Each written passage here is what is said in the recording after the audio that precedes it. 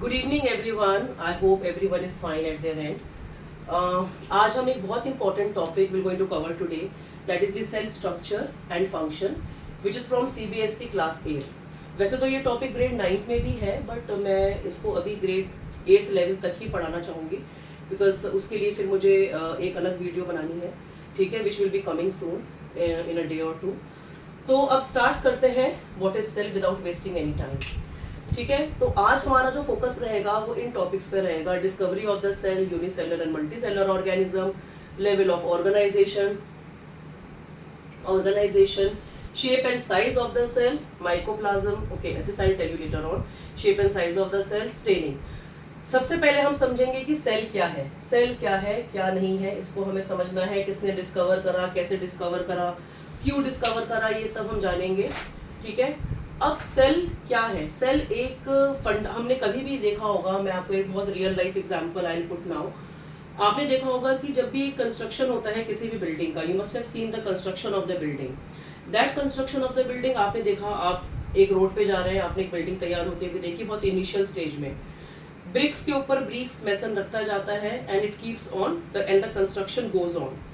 ठीक है, इस ऐसे कंस्ट्रक्शन में आप कुछ दिनों बाद देखोगे वो बिल्डिंग पूरी तैयार हो जाती है.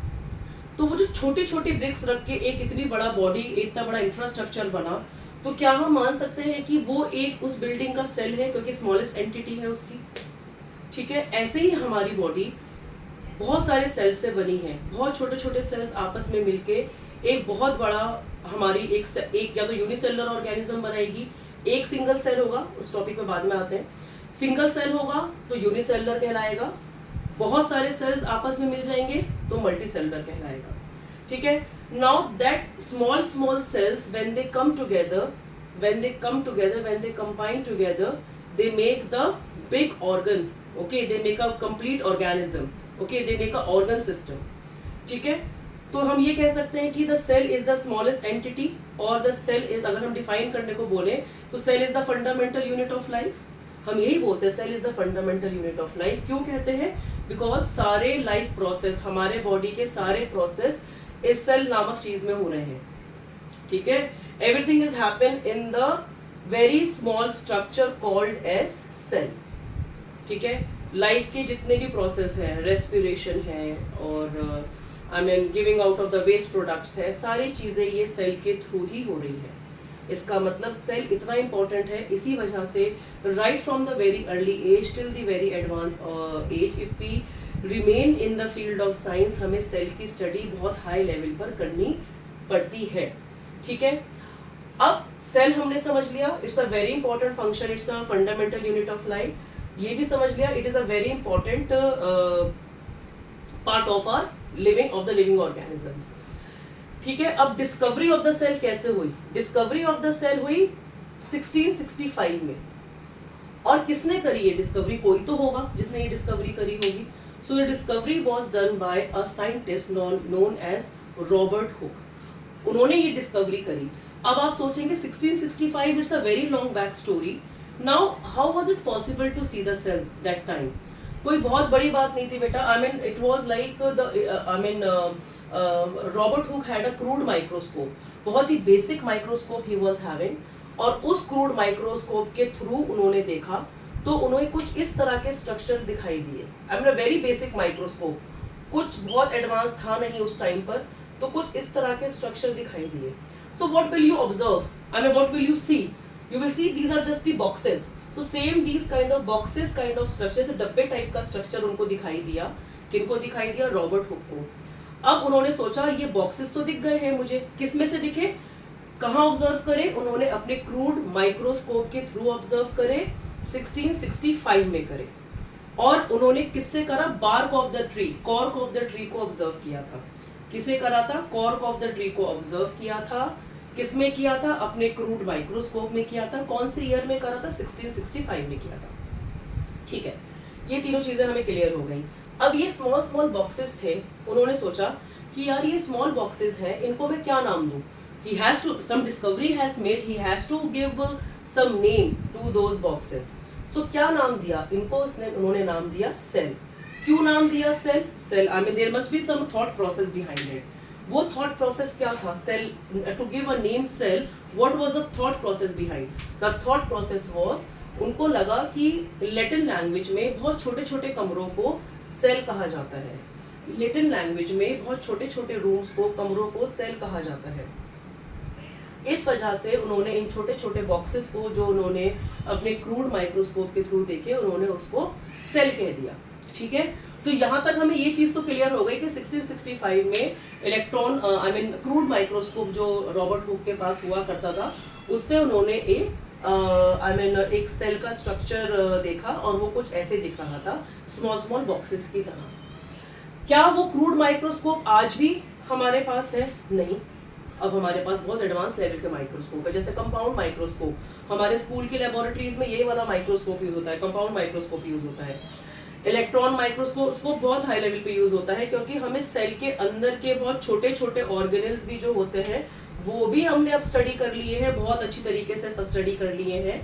और वो पॉसिबल कैसे हो पाया है? इलेक्ट्रॉन और कंपाउंड माइक्रोस्कोप की वजह से ही पॉसिबल हो पाया है, अदरवाइज वो पॉसिबल नहीं था।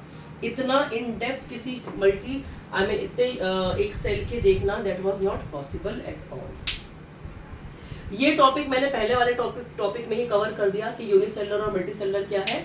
जो भी ऑर्गेनिज्म एक सेल का बना होता है, जैसे कि अमीबा है, पैरामीशियम है, इगुलिना है, ये सब जो है ये यूनिसेलुलर ऑर्गेनिजम्स है।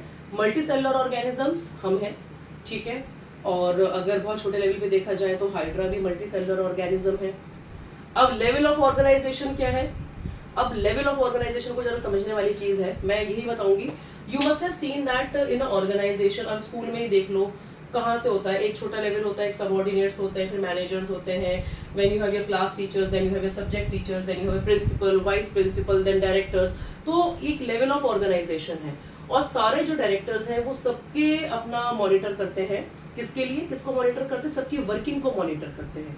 तो cell is the smallest entity, cell is the smallest entity of our body. ऐसे ही सबसे स्मॉल स्ट्रक्चर है हमारी बॉडी का। Many cells they combine together to form a tissue. ये तो आपने बहुत छोटी क्लासेस में पढ़ा होगा, maybe in 4th and 5th level, ठीक है। बहुत सारे cells they combine together to form a tissue. Similar and different tissues combine together to form organ. Many organs they combine together to form the organ system, and many organs, the organ system make up the organism. ठीक है, तो level of organisation यही है। Cell जो है smallest entity है। Tissue जो है बहुत सारे सेल्स को मिला के टिश्यू बनता है। बहुत सारे टिश्यूज को, सिमिलर और डिफरेंट टिश्यूज को मिला के ऑर्गन बन जाता है। बहुत सारे ऑर्गन्स को मिलके, क्योंकि हमारे बॉडी में डिफरेंट डिफरेंट ऑर्गन्स, जैसे लंग्स है, स्मॉल इंटेस्टाइन्स है, लार्ज इंटेस्टाइन्स है, हार्ट है, और बहुत सारे ऑर्गन्स हैं ऐसे। तो उन सबको मिला के हमारा एक ऑर्गन सिस्टम बनता है। And that organ system the organ system make up the organism. ये आप सबको पता है, ठीक है। तो इसमें कुछ ऐसा नहीं है कि नई चीज हमने बताई हो, ठीक है। शेप एंड साइज, भाई इसको समझना बहुत जरूरी है। Why is shape and size of the cell so very important. अब पहले साइज की बात कर लेते हैं, फिर शेप का बताती हूँ मैं पहले, ठीक है। पहले साइज में क्या है कि सबसे छोटा सेल हमारी बॉडी का, ह्यूमन बॉडी का, ओके। हमारी body is not like male और फीमेल बॉडी, मैं भी कुछ ऐसा स्पेसिफिक नहीं कर रही हूँ। ह्यूमन बॉडी का सबसे छोटा सेल होता है स्पर्म, और लार्जेस्ट सेल होता है ओवम, ह्यूमन बॉडी का। पर अगर पूरे वर्ल्ड की बात करी जाए तो सबसे छोटा सेल होता है माइकोप्लाज्म, जिसको हम बोलते हैं PPLO, और सबसे बड़ा सेल होता है ostrich egg. I repeat, mycoplasma तो होगा PPLO, जिसको हम PPLO भी कहते हैं माइकोप्लाज्म को, वो होगा smallest cell in the entire world. Ostrich egg होगा the largest cell in the entire world. Ovum होगा largest cell of the human body. Sperm होगा smallest cell of the human body. इसको नोट कर लो, लिख लो, बहुत इंपॉर्टेंट है, MCQs में पूछा जाता है, ठीक है। अब स्टेनिंग की बात आती है। अब स्टेनिंग क्या है जी? ये staining, what is staining? Staining बहुत जरूरी है। क्यों जरूरी है? क्यों कलर, हमें सेल्स को क्यों कलर करके, स्टेन क्या है? कुछ नहीं है, stain is just giving colour to the cell. क्यों जरूरी है ये स्टेनिंग? स्टेनिंग की इंपॉर्टेंस अपने आप में बहुत ज्यादा है, आप उसको समझिए क्यों ज्यादा है। Staining is so that very important because it suppose मुझे एक पर्टिकुलर ऑर्गेनल देखना है. देखिए ऑर्गेनल के लिए मैं एक अलग वीडियो बनाऊंगी, ठीक है. अभी मैं अगर ऑर्गेनल्स पे डाइवर्ट हो गई तो I will be diverted from my the pointers, okay, which I have led here. So फिर भी मैं एक ओवरव्यू दे देती हूँ आपको. I mean the organelles are basically the minute structure inside the cell. अगर मुझे उन माइन्यूट स्ट्रक्चर्स को देखना है which is there inside the cell, उसमें मुझे स्टेनिंग करके देखना होगा. स्टेनिंग का क्या जरूरत है, क्यों जरूरी है? क्योंकि वो स्टेनिंग करके जो कुछ ऑर्गेनल्स हैं वो रेस्ट ऑफ द ऑर्गेनल से स्टैंड आउट हो जाते हैं, अलग ही दिखाई देंगे. When you see them through a microscope, when you stain the cell, it will be seen a little standing out from the rest of the cell environment. तो पढ़ना, साइंटिस्ट के लिए पढ़ना और उसको समझना बहुत आसान हो जाता है. इसी वजह से स्टेनिंग की रिक्वायरमेंट होती है. तो कुछ ऐसे स्टेन्स हैं जो अपने लेबोरेटरी में आप देखेंगे, जैसे सेफ्रोनिन है, योसिन है, मिथाइलिन ब्लू है, क्रिस्टल वॉयलेट है. ये सारे स्टेन्स आप अपने लेबोरेटरी में देखेंगे, ठीक है. दोबारा मैं पॉइंटर्स बता देती हूँ. वैसे तो वीडियो है तो आप पीछे उसको रिवाइंड कर करके देख सकते हैं. But discovery of the cell किसने करी? रॉबर्ट हुक ने. कौन सी ईयर में करी? 1665 में. किसके थ्रू करी? अपने क्रूड माइक्रोस्कोप के थ्रू करी, ठीक है. यूनिसेलुलर है, मल्टीसेलुलर ऑर्गेनिजम्स में डिफरेंस क्या है? सिंगल सेल होता है, बहुत सारे सेल्स होते हैं. लेवल ऑफ ऑर्गेनाइजेशन क्या है? सेल से बनता है टिश्यू, डिफरेंट और सिमिलर टिश्यूज से बनता है ऑर्गन से, और I mean different organs they come together to form a organ system, and many organ, I mean the entire organ system makes up a organism. सबसे छोटा सेल है mycoplasma और पीपीएलओ. सबसे बड़ा सेल है ऑस्ट्रिच एग. सबसे बड़ा cell human body का ओवम है. सबसे छोटा सेल ह्यूमन बॉडी का स्पर्म है. स्टेनिंग की इंपॉर्टेंस मैंने आपको बताई दी है. कौन कौन से स्टेन्स हैं ये आप लिख सकते हैं as a notes. If you like my lecture, children, I'll keep on very regularly posting my lectures. So please like and subscribe my channel. Thank you so much. Have a nice day.